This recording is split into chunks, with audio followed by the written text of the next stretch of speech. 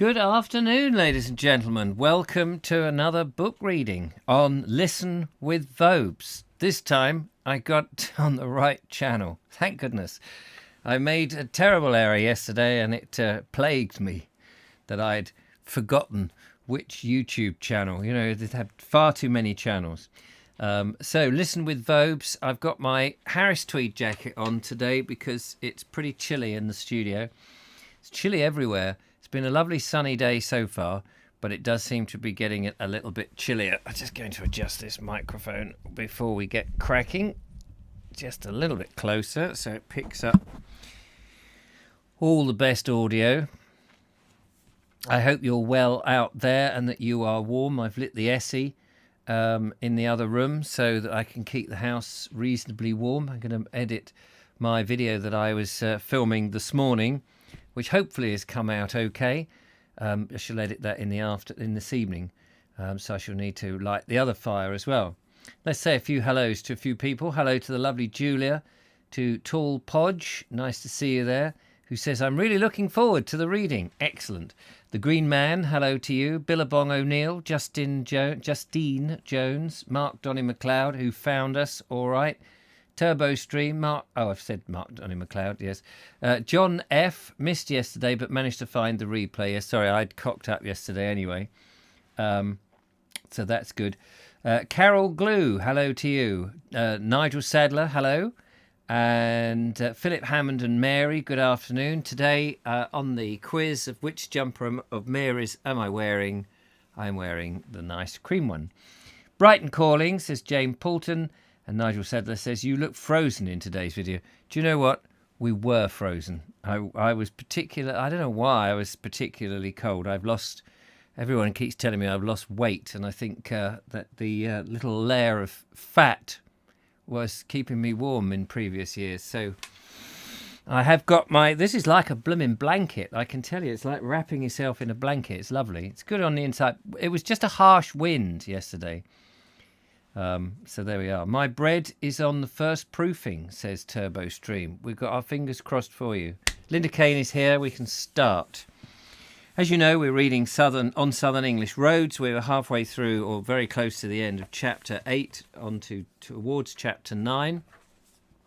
And we had him having a look at wherever he was, Balcombe, didn't he? And he had finally found the viaduct, not the aqueduct. I had to think about that. And we are on to, excuse me, I'm a bit tired today. I don't know why I'm tired. Oh dear. So he's on his way to Cuckfield, which is a place I've been meaning to go and do a video on for yonks. I did find some history on Cuckfield. There's a fascinating workhouse. It's not there now, I don't think. It's changed into something else up at Cuckfield. But it's an interesting place. Lots of history at Cuckfield. Your beach biology lesson was excellent, Julia Hartley. There we go. And Lee Lawson is here. That's marvellous. I seem to have got sticky... We had bubbles in the studio yesterday. I think the surface is still a little bit sticky. So, let's continue if we're all here. Michael White, hello to you. Good to see you.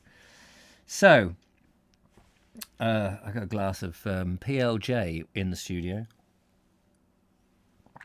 to refresh. Oh, it's nice and bitter. I like a good bitter lemon. So on the way to Cuckfield, here we go. Then as we proceeded, before us rose the fir-fringed hills on which the little town of Cuckfield is situated, the setting sun burning a ruddy glow in the west, causing the dark green trees to stand out strongly silhouetted against the luminous sky. We had a long climb up this hill to our night's destination, and pulling up at the King's Head, found a ready welcome. In the coffee room of our inn, we discovered what appeared to be a newly married couple alone, and not wishing to disturb their serenity, for once we indulged in a private sitting room, where a blazing wood fire, for the evening was chilly, gave us a cheery reception. Next morning, in the course of an early pre-breakfast preambulation, we discovered Cookfield to be a very pleasant and honestly old-fashioned little town, unblessed with a railway, and delightfully and picturesquely unprogressive. So much did the place impress us, so satisfied were we with our quiet quarters, and so attracted with the scenery around, as far as we'd seen it, that we determined to repeat our East Grinstead experiment, to stop over the day at Cookfield and devote it to exploring the neighbourhood. Exactly why it is, I wonder, that these old country towns, when they have happily escaped the hands of the modern builder, are so interesting and eye-pleasing, and what an artist would term so paintable, and modern towns or old towns modernised, which comes to pretty much the same thing, are in the main so intensely uninteresting when not actually aggressively ugly. The mellowing hand of age and the past associations that have grown around their houses with their weather-tinted walls have truly something to do with the matter, for a house that has made its history must of necessity appeal far more to our feelings than a new building that has its history to make. Sentiment is a considerable factor in the case, but it is not all. Some may tone down the harsher features of an ugly building, but it cannot make it beautiful. I take it that a great deal of the charm of our old unmodernised towns lie in the varied and picturesque forms of their ancient buildings, and the special character and individuality they each display, whilst our 19th century structures are generally so featureless, or else, going to the other extreme, strive so manifestly to be picturesque that the eye at once perceives it is not a natural outcome, but a purely artificial product, and so these unrestful and assertive buildings fail to give us pleasure. They are architectural frauds. Old work is rarely commonplace. It may be faulty in one way or another, but it seldom fails to interest or claim our regard. What delightful pictures the old coaching inns make! What could an artist do with a modern hotel? Even an artist of the century before. Men of the past built their homes as best pleased them, not as someone else thought they should be built, nor for changeful fashion's sake. Oftentimes they were compelled to be their own architects, but it must never be borne in mind that they had skilful masons, carpenters, and carvers to work for them, men who were art craftsmen and rejoiced in their work. I think I said there, it must never be borne in mind. It must ever be borne in mind. Everything then was not sacrificed to cheapness. Steam and machinery did not compete with flesh and blood. Men who had original ideas had a chance of expressing them. Now we only have workmen and mechanics, men who can build a plain wall well and truly, but few ideas beyond. And mechanics who are practically human machines. What interest can such men take in their work, mostly done by contract? Art comes not so. Can they give us the stone that breathes and struggles, the brass that seems to speak, or the quaint conceits of ancient craftsmen? I wot not. The artistic and refined artisan has, alas, departed with the sturdy yeoman of thrifty peasant proprietor, and whilst the healthful country is being depopulated, our manufacturing towns are being overcrowded. Big fortunes are being made on one hand, and big workhouses arise on the other, and who can say that all is well? That's an interesting, I think that's an interesting observation, for the end of the 19th century. We'd had the Industrial Revolution from, 1745, 1750 onwards, and things were being made, not so much being made by the craftsmen, but more and more by machinery and stamped out replicas of each thing coming out. And it's interesting, I think, to note that at the end of the Victorian era, or coming to the end of the Victorian era, that there were people who were still holding on to the older ways, and there are still people holding on to the older ways now. It's quite it's interesting, but it's interesting to get that view from the Victorians, who were notorious for their mass expansion, as we've mentioned before. Cookfield Workhouse was converted into a Canadian military hospital in early World War II. Then a general hospital, closed in 1991. Some buildings do survive. The main block is now flats. I've seen pictures of it. It's a huge building, isn't it, if I remember rightly? Cookfield abounds in ancient and picturesque old houses. One, known as Ockenden, erected in 1650, especially charmed us on account of its restful, home-like look and unobtrusive picturesqueness. If he says picturesque more than once in a page, it's amazing.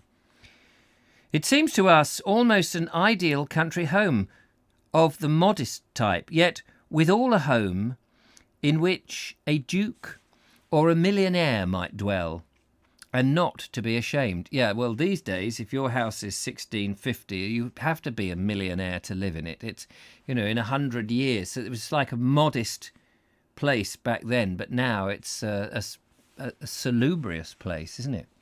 Because of the character. We appear to have totally lost the art of building modestly, yet grandly. Many an old English farmhouse, and even a cottage, I know of so well designed and built as to put to utter shame the average modern mansion, for they possess a dignity of their own that comes of good proportion and substantial building. So true.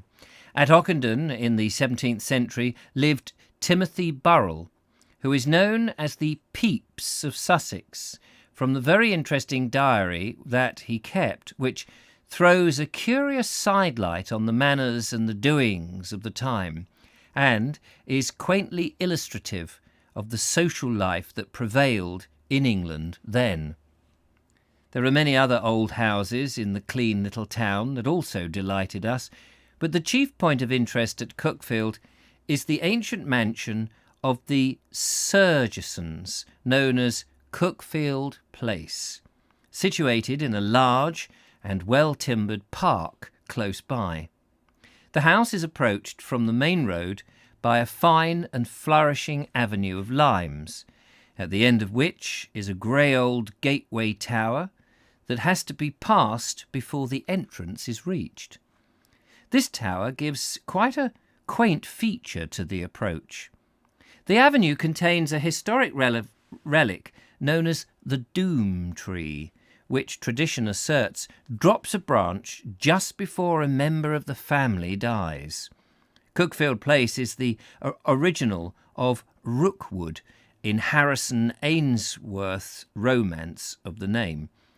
Thus he alludes to it in the preference, "The supernatural occurrence which I have made the harbinger of doom to the house of Rookwood is ascribed by popular superstition to a family resident in Sussex, upon whose estate the fatal tree, a gigantic lime with mighty arms and huge girth of trunk, is still carefully preserved."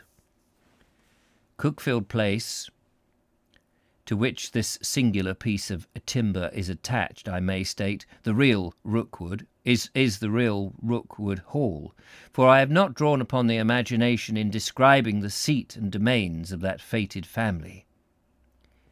Besides this, to add to the gruesomeness of the tradition, it was the time-honoured custom of the Surgeson family to be buried at midnight. Precisely at that hour, the funeral procession with torchlights left the gatehouse in solemn silence, and with slow steps wound its way to Cookfield Church. A weird proceeding, truly. Cookfield Place, too, has the honour of being haunted with a good old-fashioned ghost in the shape of a blue lady, who does not confine herself to one chamber, but takes the run of the house, going where she listeth, going where she listeth, from midnight to cock-crowing.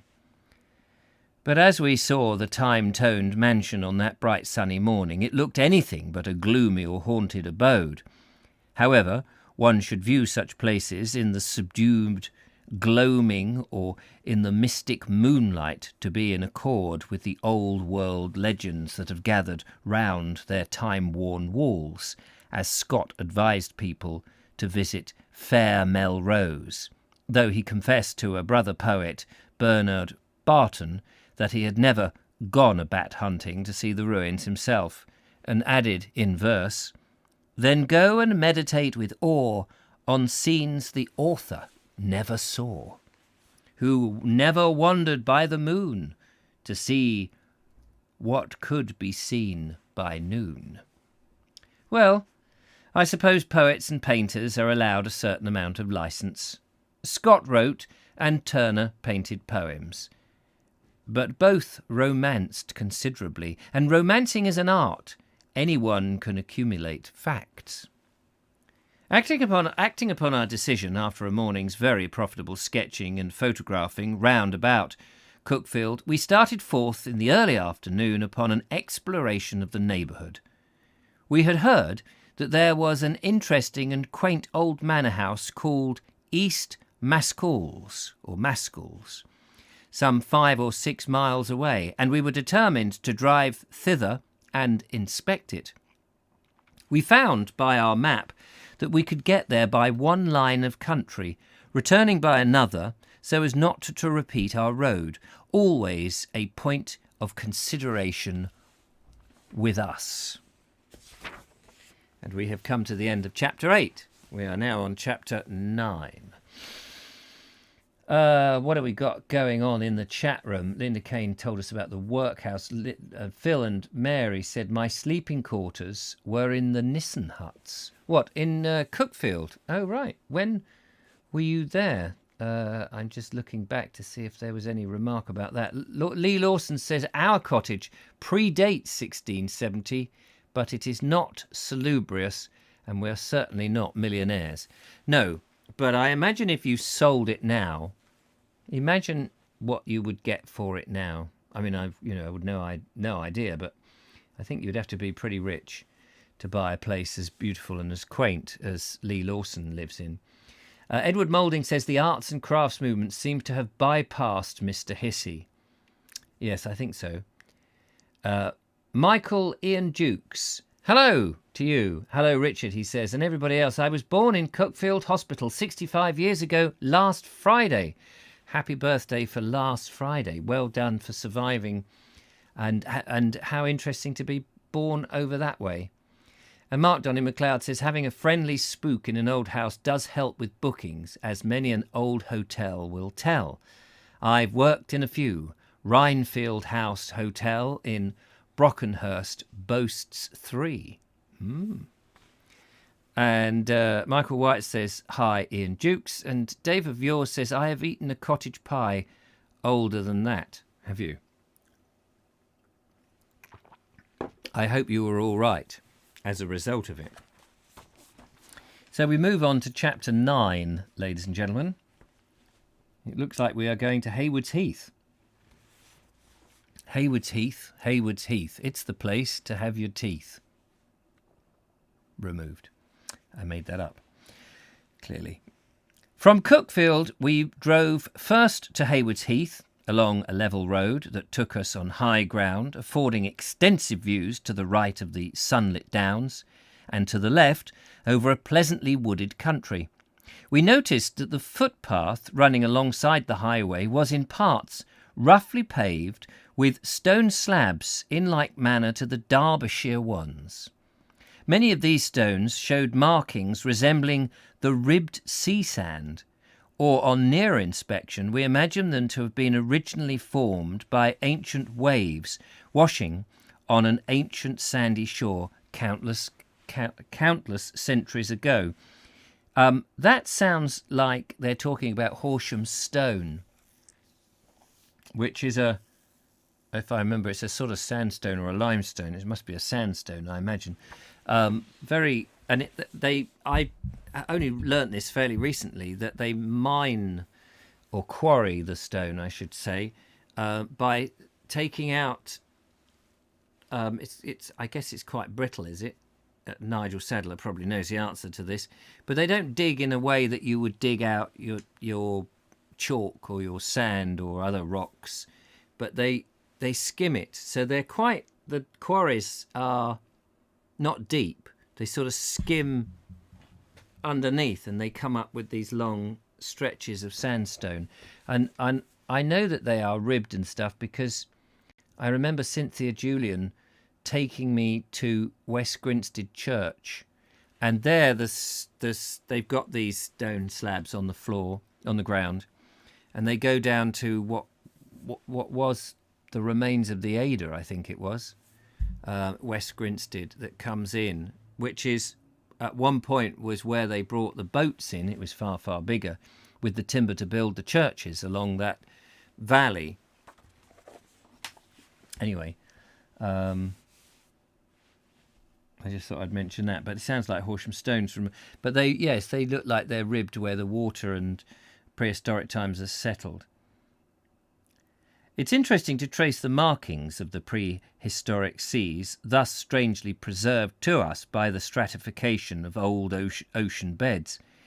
Even we fondly imagined that we could faintly make out certain slight tracts that might have been left by crawling crabs or other marine creatures of a species ages ago extinct. So we discovered romance by the roadside and history told in stone to the learned geologist, as plainly to be read as any printed page. Arriving at Haywards Heath in the good old times, a wild waste, not west, and a favourite rendezvous of highwaymen, we found it now quite a little town of recent growth and wholly uninteresting.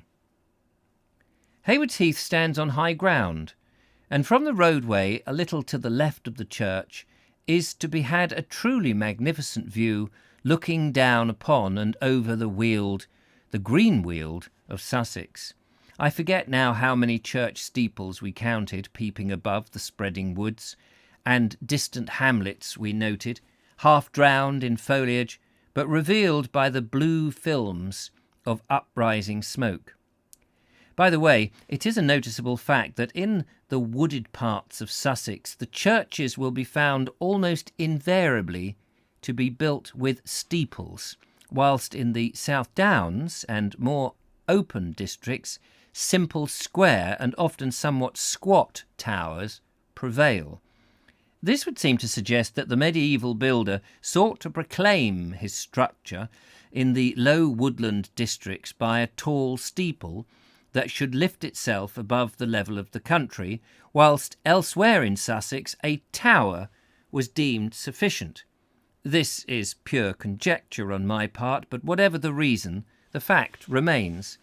And it's interesting, I was filming today in East Preston, and I filmed at St Mary's the Virgin Church, which is right on the sort of western extremity of East Preston, really, and you sort of come into a bit of Angmering, as is now. Excuse me, bloody COVID. And that used to have a stone steeple, but now it's just a tower, a flint and stone tower, sandstone tower, crenellated at the top. And it used to have a stone steeple, but the steeple collapsed or was taken down in 1951. And a stone steeple is quite rare in Sussex. But I read a book by Hugh Braun about parish churches and the history of parish churches.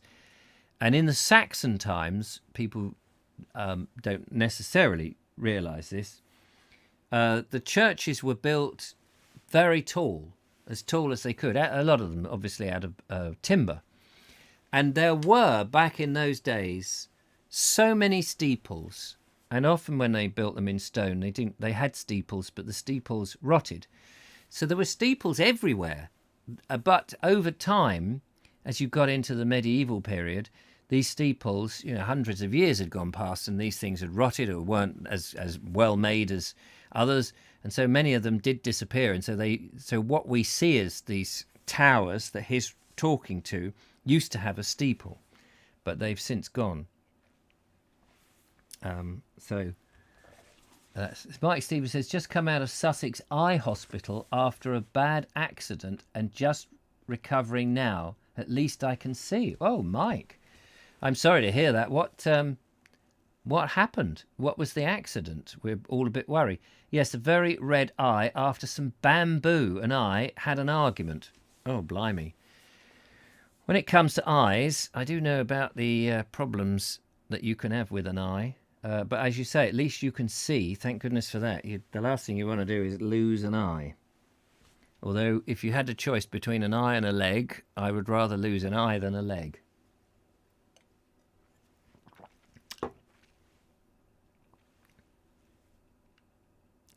Don't go into details because Linda Kane does not like anything to do with the eyes. She's very squeamish. She just says, if you go into details, warn me. Or she'll faint. And we'll all have to go over there with smelling salts, which I'm sure James John Hissey has on board in a little medical leather bag.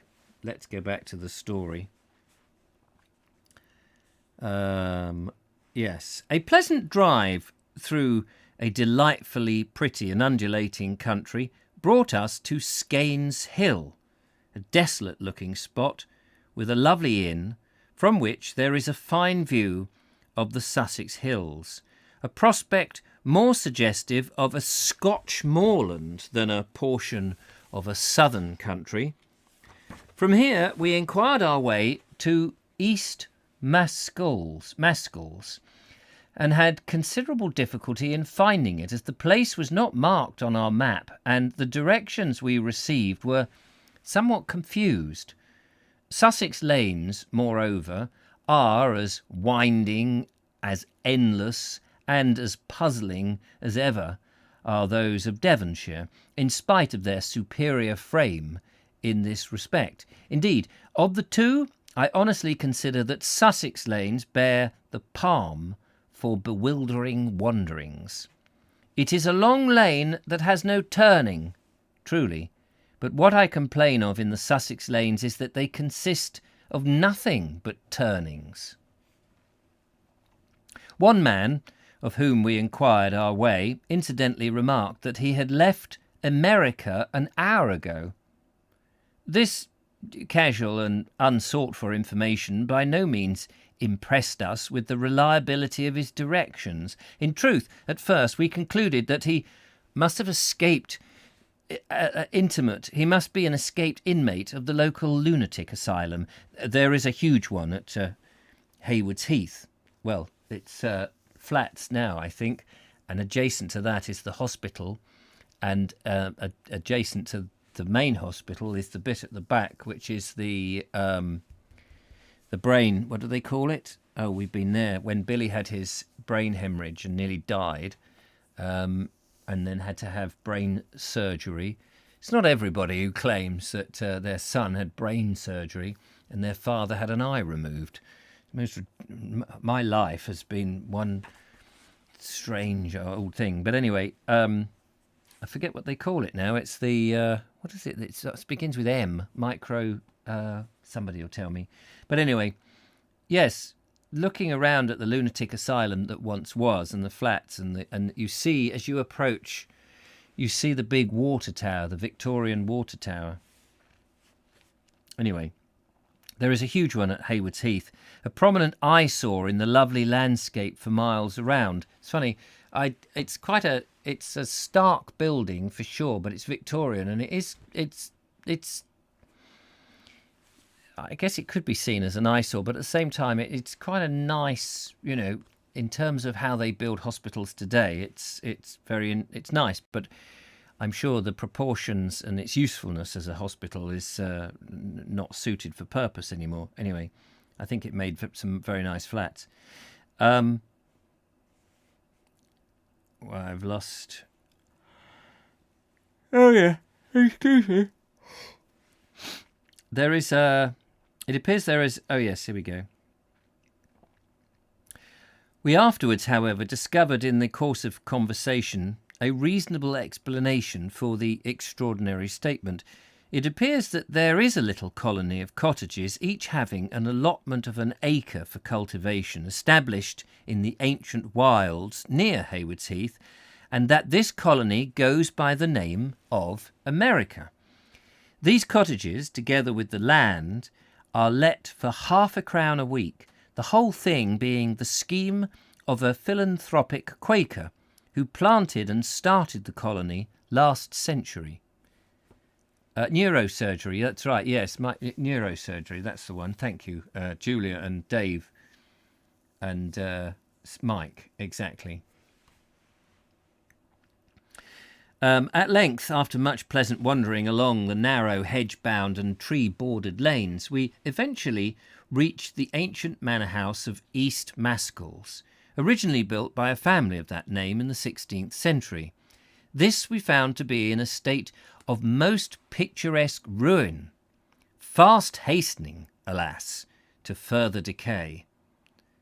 It was a sad sight to see such a quaint old home falling, I might almost say, to pieces in front of our very eyes. Ivy, that ruin-loving creeper, had claimed it for its own. East Mascalls is, or was, a long, low, two-storied structure of half timber. Some of the timber framing was of curiously curved shape. Though structurally of wrong form, the bent wood beams were very effective and gave the house a special character of its own. I feel that we should break off there and see if we can find this. East Mascalls. Oh, wait a minute. A ruined manor house, East Mascalls. He has done a picture, and Linda Kane has not warned me. Linda, you have let me down now, but not to worry. We have it here. It hardly looks ruined in this picture. It looks rather lovely, doesn't it? A ruined manor house, East Mascalls. Dudley Sawyer is here. Good afternoon. Bit late, yes. Have you got a letter from your mother? Oh no, your mother is no longer with us. I beg your pardon. Let's just go and have a look and see if what it looks like now. East Mascall. I'm very curious. It's probably been, I'm going to guess it's been restored. Private estate. Let's have a look at some images. Wait a minute. No, that's not what we want. Bear with me, caller. East Mascalls. East Mascalls Farm, presumably. Oh look. Here is an old picture of it in when is that? 64 or something, I think it said. That is in a ruined state. But here it is now. Come on. Very much restored. With the owner above the doorway. How are you feeling? Oh yes, MDM. Hope you're feeling all right. East Mascalls at Linfield. The Art Blog, interviews, extract, articles, Yale Books. East Mascalls Fair.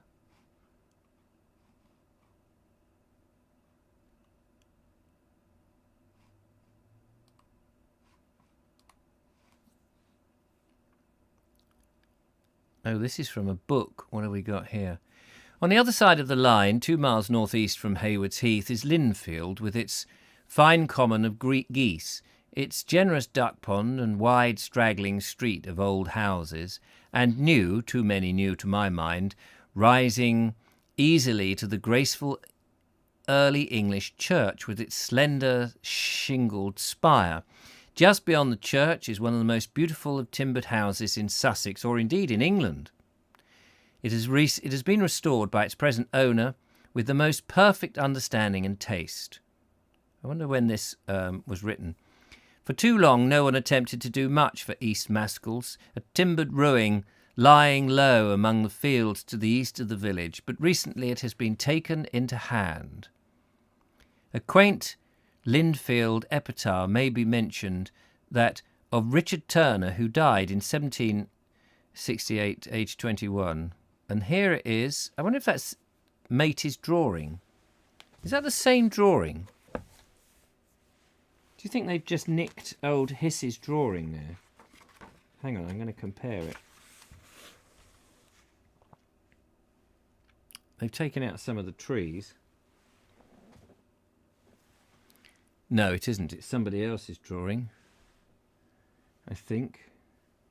Yes, it's not quite the same. Sorry, I've ignored. I've not switched back the thing. Sorry, I was just comparing that to the other one. I have to say, Hiss's drawing is so much better, obviously. But that was. What's that one then? Is that the same? Yes, that's the same book. Highways and Byways in Sussex. Oh, is that the Highways and Byways in Sussex by E.V. Evans? I've got that in the other room, if it is. I'll have to look to see if he's got it in there. Anyway, sorry about that. Oh, I'm already there. Right, so found it on Street View, too many trees. Ah, yes, what a shame. Great to see it still standing. I'm still standing, da-dee-doo-dee-dum. Right, so let's see what else he's got here. After running on the hedge-bound, when we were there was a man at work removing some of the falling timbers. Better, we thought, to have preserved the house before it came to that. To our questionings, he exclaimed, "You see, sir, as how the timbers might fall down and hurt the sheep." For these rambled in and out of its tenantless chambers without let or hindrance, save for a few broken hurdles, which they heeded not. Of course the sheep might get hurt, we said. How silly of us not to think of such a thing. This was spoken ironically, but our sarcasm was wasted. Destruction of any kind seems to delight the heart of the English labourer. Remarked a large contractor to me once, "In building up I would prefer to employ foreigners, but at pulling down anything, an English labourer beats the world." And this was said quite seriously. Save for this man and the harmless sheep, all was silent and deserted. It seemed the very conception of Hood's haunted house. No human figure stirred to go or come. No face looked forth from shut or open casement. No chimney smoked. There was no sign of home from parapet to basement. With shattered panes the grassy court was starred. The time-worn coping stone had tumbled after. and though the ragged roof of the sky shone barred with naked beam and rafter. The flowered grew wild and rankly as the weed, roses with thistles struggled for epistle, and vagrant plants of parasitic breed had overgrown the dial. Take of that what you will. After having spent a long time in admiring this picturesque relic of past days, we set to work to make a sketch of it, a love task, and we felt what an excellent motive the deserted old building would make for a painting of a haunted house. Our sketch is engraved herewith in order to preserve some slight record of a vanishing home. I imagine Hissey would be very pleased to know that that home has been restored. How wonderful. Highways and Byways, first published in 1904. Is that the E.V. Lucas? Yes. I gave you my spare copy. Oh, yes, that's right, you did. Thank you very much, Lee. That's right, Lucas is... he also did the Surrey one, which I also have on my shelf up there somewhere. East Mascalls is built in the form of the capital letter E, like so many of these old mansions were, of course. The custom of building houses thus prevailed amongst many of the noble and wealthy country families in the days of Queen Elizabeth, out of flattery to that sovereign. But the fashion was first set in the reign of Henry VIII, when many country mansion was built in the form of an H as a similar complement. Which is an interesting concept, is it not? We found the interior of West Mascalls to be even more in a ruinous plight than its exterior suggested. The floors were neither worm-eaten or gone to dry rot. Oh, sorry, the floors were either worm-eaten or gone to dry rot. In parts, merely the black oak beams stretched from wall to wall was all that remained. It was actually unsafe to walk about. I never saw a more pathetic picture of hopeless decay. One structural feature about the old building struck us as novel. At least we've never observed such an arrangement before, perhaps because few houses are in such a state of decay as to so plainly reveal the skeleton pattern. The chimney stacks are all external. Yet in one fine chamber, presumably the hall, the ample fireplace is in the centre of the house. The flue from this communicates with the external chimney by means of an arch, and beneath this arch runs a passage by the outer wall, cunningly devised. I suppose, as was the method of the period, and for a long time afterwards, a man must have been sent up to climb up that chimney to sweep it, but how he managed to negotiate that arch was a problem that we could not solve. Leaving East Mascalls, we drove back by a different and lower road. In about a couple of miles, we noticed another picturesque home to our right across some fields. This proved to be a farmhouse, though it appeared to us to have originally been a place of more importance. There was a small sheet of water in front of it, with a tiny wood-grown island to match. This old house made almost a pretty picture as East Mascalls. We saw a big fish in the water, probably a pike. It was always been a mystery to me how, when not purposely placed there, the various kinds of fish find their way into sundry solitary pools, farmhouse ponds and old moats. Do you know, I've often wondered how you get fish in there that's not been placed in there. How do they travel? They can't travel, can they? I was once presented when a farmhouse pond was I was once present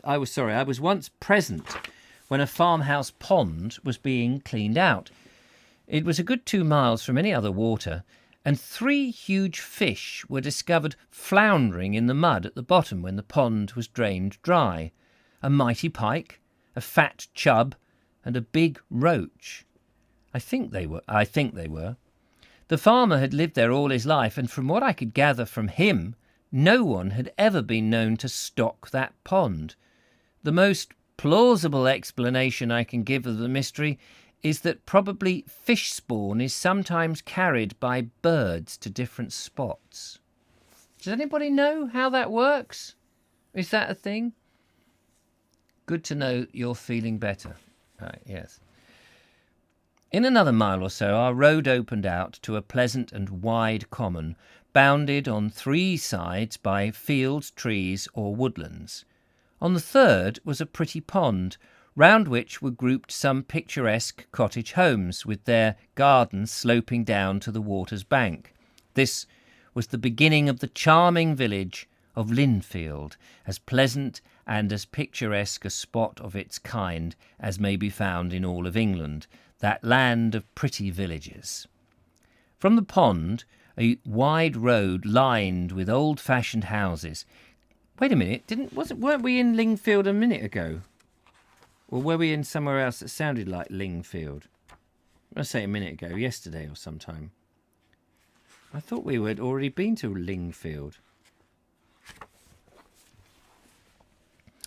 Anyway, clearly, I'm sure I've been to Lingfield. Anyway, from the pond, a wide road lined with old-fashioned houses, clean and neat every one, even some quaint, leads up to the ancient church with its silvery grey shingle spire.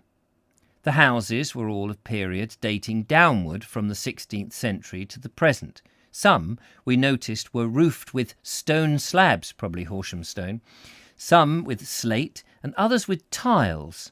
Some were built of stone and some of brick. Many were of half timber and plaster. 1 or 2 had rough cast walls, and a few were of timber simply boarded from the weather.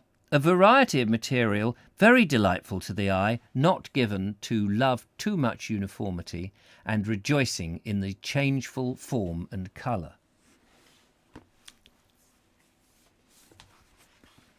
Linda Kane says, Lingfield is beautiful. And Turbo Stream says, one of life's mysteries. What about the fish getting into the pond? Somebody must know how that works. There were trees planted on either side of the road, dotted along the grassy margin between it and the footpaths, forming a rural boulevard and giving somewhat a continental flavour to the little English village. It is strange, with the inherent love of nature the average Englishman possesses, that we seldom trouble to adorn our streets with trees. Londoners appear to prefer smoke-stained statues to the fresh green and grateful shade of foliage. Why cannot we honour our great men and heroes by naming our chief thoroughfares after them and making pleasant the city's highways with woody avenues, placing seats here and there for the tired wanderer? Some of the Lingfield cottages, even shops, rejoice in little gardens, gay and sweet-scented, with colourful flowers, each enclosed by a wooden railing. One half-timbered building, with a projecting upper story, had roses, clematis, and honeysuckle climbing and spreading over its gabled front. The approach to it was across one of the pretty gardens described, and this was the shop of the dairyman and poulterer. Even the butcher's shop standing beneath a spreading lime tree seemed almost tempting. Happy housewife, thought we, to have to her market. Happy housewife, thought we, to have to do her marketing under such pleasant conditions. And when she's talking about marketing, I assume that in that phrase they're talking to do her marketing, to go to market and buy food and stuff, I guess, as opposed to promoting a place as you would think of marketing today. Happy housewife, thought we, to to have to do her marketing under such pleasant conditions. Not an easy sentence to read. We even felt compelled to stop and make a sketch of the dairyman's shop. It was so picturesque. The village hostel, too, boasting the title of the Brent Arms, was in accord with its surroundings.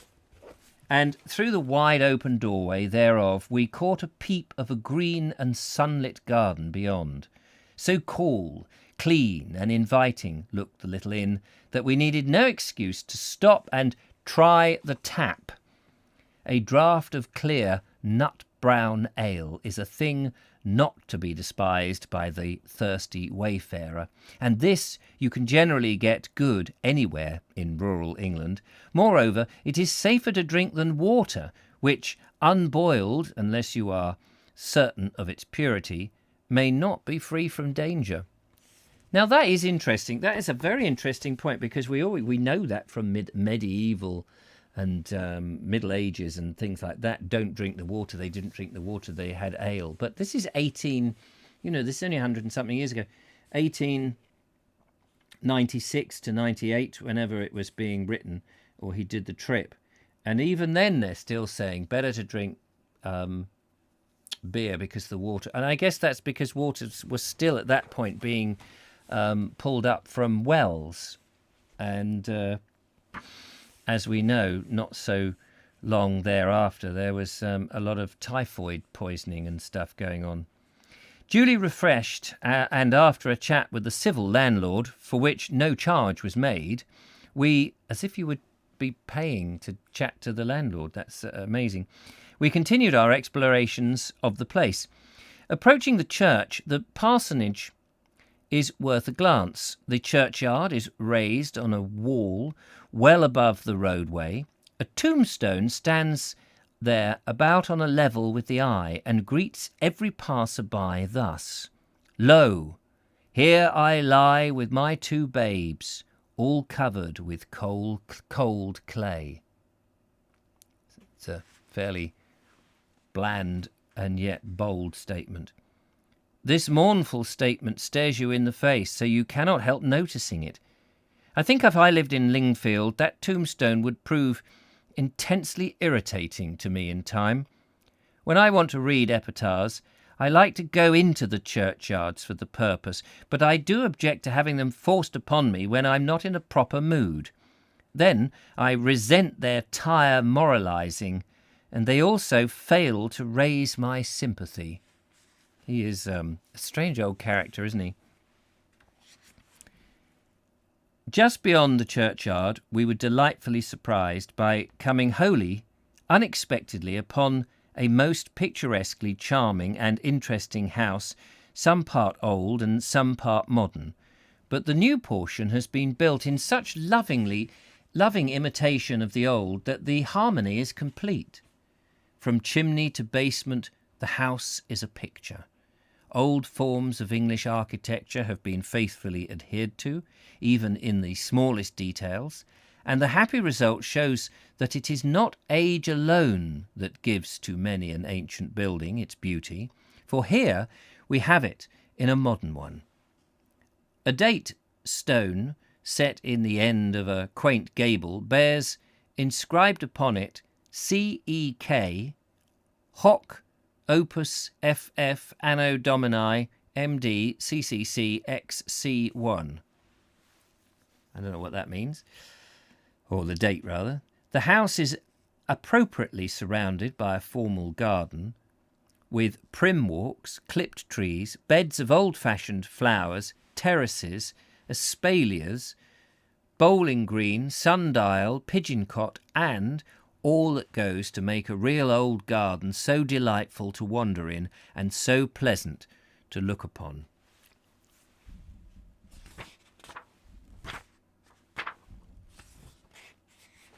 Just looking to see how much more we have to go. Permission was mostly granted us to make a sketch. What do you mean mostly granted? Permission was most kindly... Oh, I beg your pardon. Permission was most kindly granted us to make a sketch of the house, which is known as Old Place, and for this purpose we were allowed access to the garden. Whilst strolling about in order to obtain the best point of view for our drawing, there were so many good points of view that the best one was difficult to decide upon, we found our way to the summer house and discovered placed away there what happened to be a disused signboard of some old hostelry, having a pelican painted on one side, and on the other this legend: "Fill the cup and fill the can, at the sign of the pelican."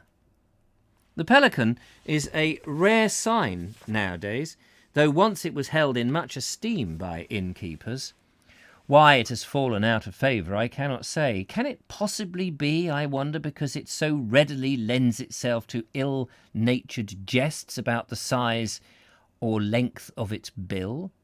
The following, amongst other similar effusions, was written by a witty guest of a certain old coaching inn, bearing the title of the Pelican, and erst renowned all along the road, and deservedly so, for the excellence of its dinners as well as its heaviness of its charges. The famous inn at so-and-so that stands below the hill may well be called the Pelican from its enormous bill. Upon the stone lintel over the doorway of the old place is inscribed "Porter Patens Esto Navili Chauderus Honesto," which admits of double meaning. Yes, it does, if you know your Latin, which I don't.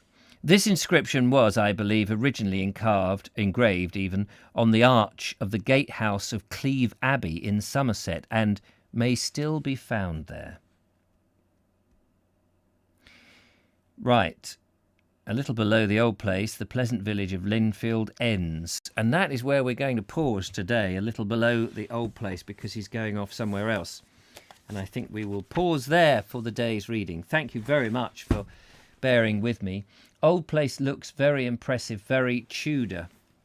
Is that in what are we searching for there? Let's have a quick gander at that. Old place Lingfield, I suppose. Old place Lingfield. I've got old school, old house. No, that can't be it. Old house. Tudor Lingfield.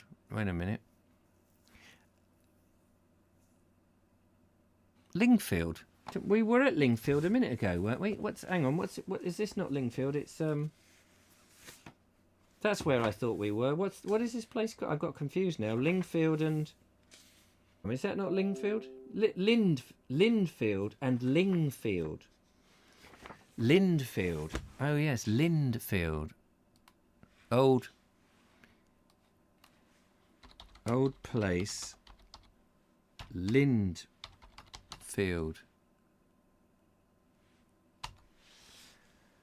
Ah yes, that's better.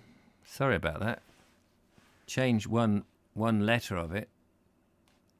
Which one shall we look at? Look at that one, shall we? Oh, you care about my privacy. Of course you don't. Yes, very, very nice Tudor-looking thing. Look at all those little jutting out gable ends or whatever. Just under 2 million. Marvellous. Easily affordable. The pelican is a wonderful bird. Its bill can hold as much as its belly. Can it? Blimey. How about that? The pelican is a Masonic symbol, says Michael White. Old place Lindfield. Yes, not Lingfield. I was getting confused. Anyway, there we go. That's about it for today. Thank you very much for joining me on this Tuesday afternoon. I've got some editing to go back and get on with, as well as chucking out. Is it buffering?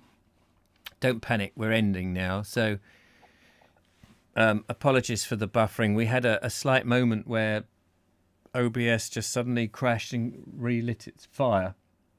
Anyway, Thank you so much for joining me. Have a good rest of the evening. Look after yourself. I'll see you again tomorrow here. In the morning, I'll be in East Preston in the Bald Explorer, guys. But thank you very much for watching. Take care. Look after yourselves. And ta-ta for now. Bye-bye.